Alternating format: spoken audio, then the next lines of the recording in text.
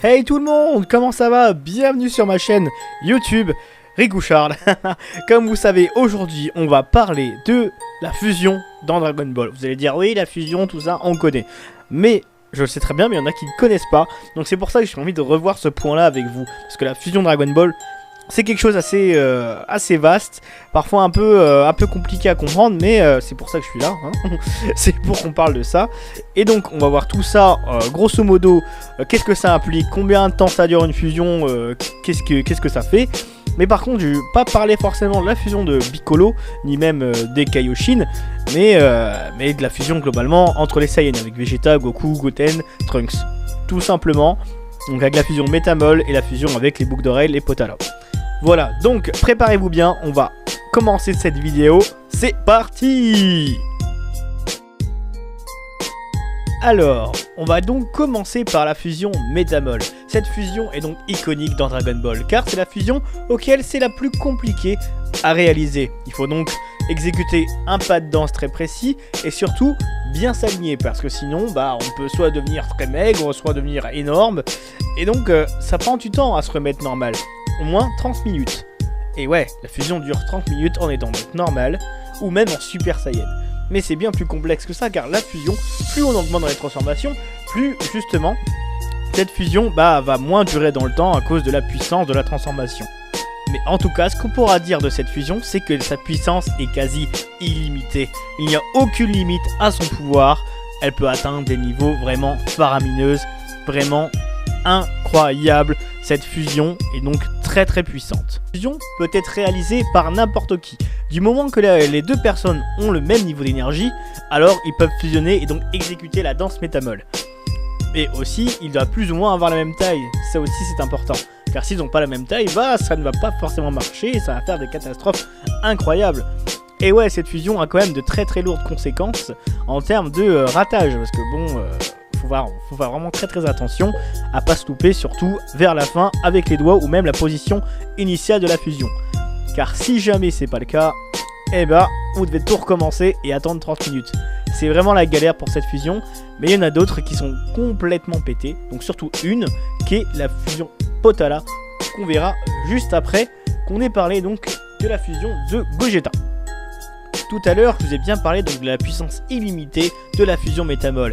Et ouais, Gotenks a réussi à atteindre le Super Saiyan 3 en très peu de temps, ce qui est incroyable dans juste l'histoire de Dragon Ball. C'est quand même le deuxième personnage à avoir atteint le stade du Super Saiyan 3, mis à part Goku bien évidemment. Et donc c'est là qu'on voit justement toute la surpuissance de cette fusion, comme quoi rien peut arrêter la fusion Métamol. Mais jusqu'où peut-elle donc être arrêtable? On ne sait pas jusqu'à maintenant, on le saura peut-être un jour, ou peut-être jamais. Mais en tout cas, ce qui est incroyable, c'est ça, c'est vraiment la puissance et donc la maîtrise du ki que peut avoir donc cette fusion Métamol. Mine de rien, beaucoup la sous-estiment, mais elle peut être très dangereuse.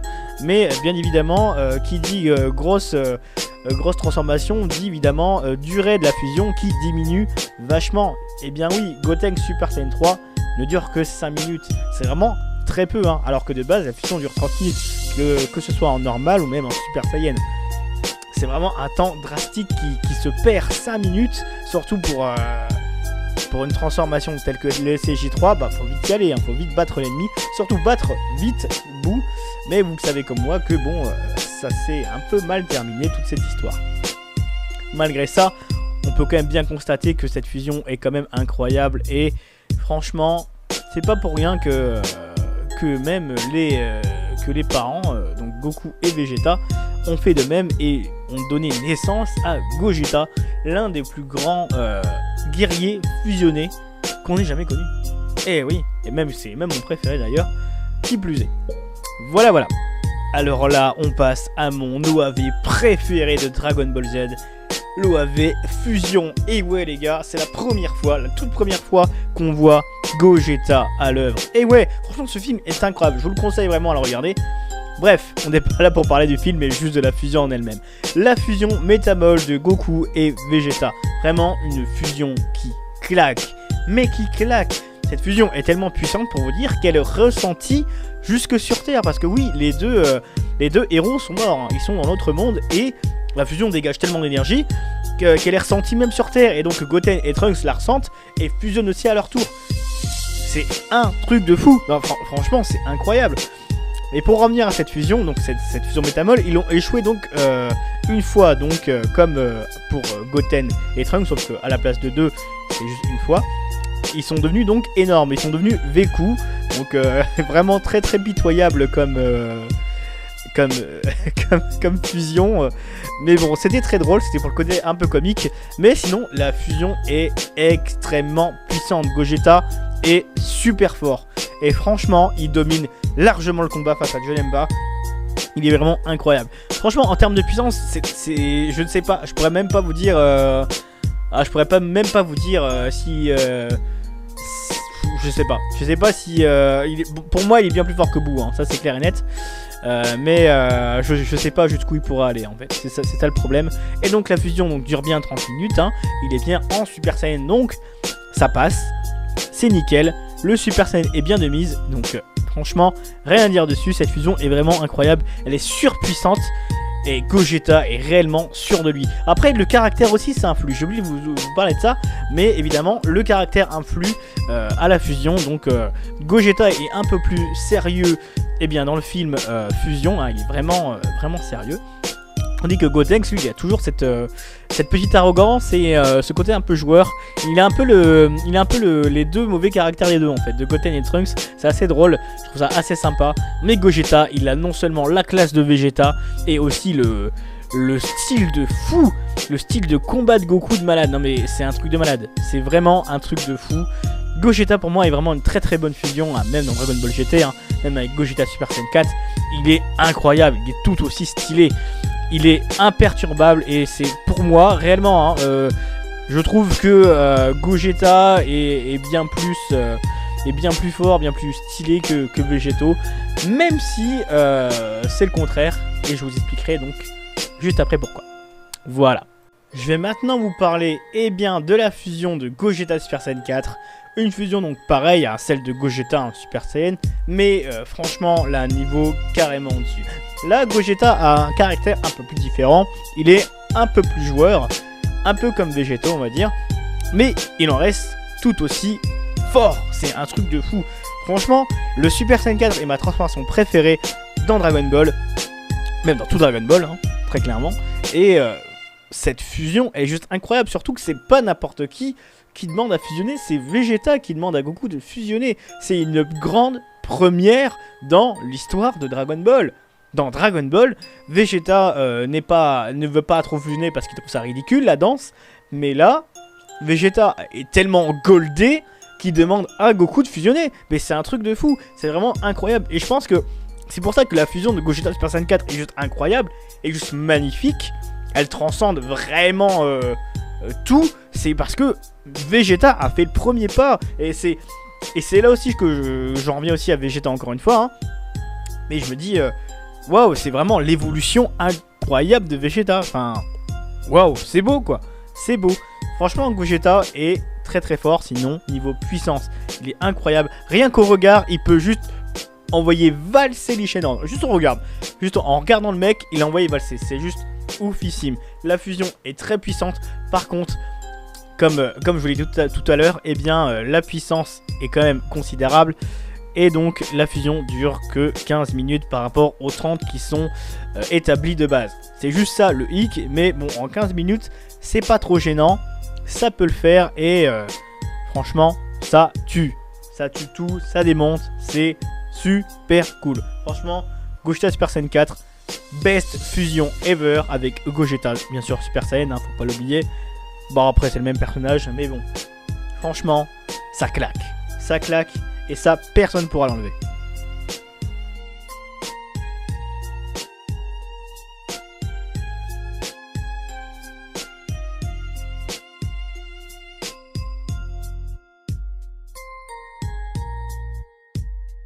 Et donc là, nous allons passer à la fusion la plus cheatée de Dragon Ball, c'est-à-dire la fusion Potara. Et oui les gars, vous avez bien entendu, la fusion Potara. Et donc à quoi consiste cette fusion, vous allez me dire? Eh bien en fait, c'est la fusion avec les boucles d'oreilles des Kaioshin. Cette fusion est illimitée dans le temps. Je vous le dis, elle est illimitée. En gros, les personnes ne peuvent jamais défusionner. c'est la règle qui est comme ça dans le manga Dragon Ball. Hein. Bon, à part dans Dragon Ball Super, ils ont complètement mis à la poubelle cette règle-là. Je comprends pas, mais du coup, ça perd un peu le sens de la fusion. Hein, bref. Mais sinon, c'est une fusion vraiment hyper puissante. Elle est illimitée. Et ce qui fait que, bah, en fait, le guerrier, donc plutôt les guerriers qui fusionnent, ont aussi leurs vêtements qui fusionnent, leur puissance qui fusionne, parce que oui, par rapport à la fusion Métamol, tu dois équilibrer ta puissance par rapport à l'autre, et aussi avoir la même taille. C'est que là, il n'y a pas de restriction. Tu fusionnes, tu mets les boucles d'oreilles sur une des oreilles, donc l'un côté gauche, l'un côté droit, pouf, tu fusionnes, et ça y est, tu deviens le guerrier, un des guerriers les plus puissants. Ça fusionne même tes vêtements. C'est un truc de fou. C'est vraiment, cette fusion est incroyable. Elle est hyper forte aussi. Après, bien évidemment, elle est moins aussi maniable au niveau du ki que par rapport à la fusion Métamol. Donc tu peux pas te transformer en SCJ3 comme ça. Ce serait trop facile. Mais tu peux déjà avoir une très grande puissance. Déjà, si les deux guerriers sont déjà hyper forts, et bah même en Super Saiyan, t'es déjà très balèze. Quand tu vois Végéto, et bah en Super Saiyan, il matraque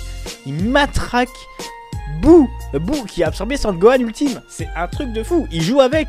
Et aussi, le comportement de Végéto, hein, faut pas l'oublier, c'est aussi un très très grand joueur. Hein. Très très grand joueur. Il adore s'amuser, il adore troller son ennemi, hein, surtout Boo. Mais voilà. Sinon, la fusion est vraiment aussi bien. C'est pas ma préférée, mais elle est bien. Mais bien sûr, évidemment, si on vous demande un combat Gogeta Super Saiyan versus Végéto Super Saiyan, eh bien c'est Végéto qui gagne. Hein. C'est Végéto qui gagne. Tout simplement parce que Végéto a donc le temps de jouer avec son ennemi, tandis que Gogeta doit tout faire rapidement, même se dépêcher à sortir ses plus grandes techniques. Et la seule fois où Végéto a défusionné, c'est dans le corps de Boo, qui est donc entièrement malfaisant et malsain. C'est parce qu'il est rempli d'énergie négative, et c'est pour ça que les Potala, donc qui sont pourtant divins, hein, ont plus du tout eu d'effet, et donc ils se sont défusionnés à cause de ça, tout simplement. Sinon, bah, la fusion est illimitée. Hein. Kaiobito est bien l'exemple auquel donc, les deux Kaioshin ont fusionné et sont restés à deux à vie, tout comme le vieux Kaioshin qui a fusionné avec une sorcière, hein, qui est donc une sorcière humaine, et donc il est resté à vie avec, hein, il a fusionné à vie avec, et donc c'est grâce à elle qu'il a eu ses pouvoirs mystiques.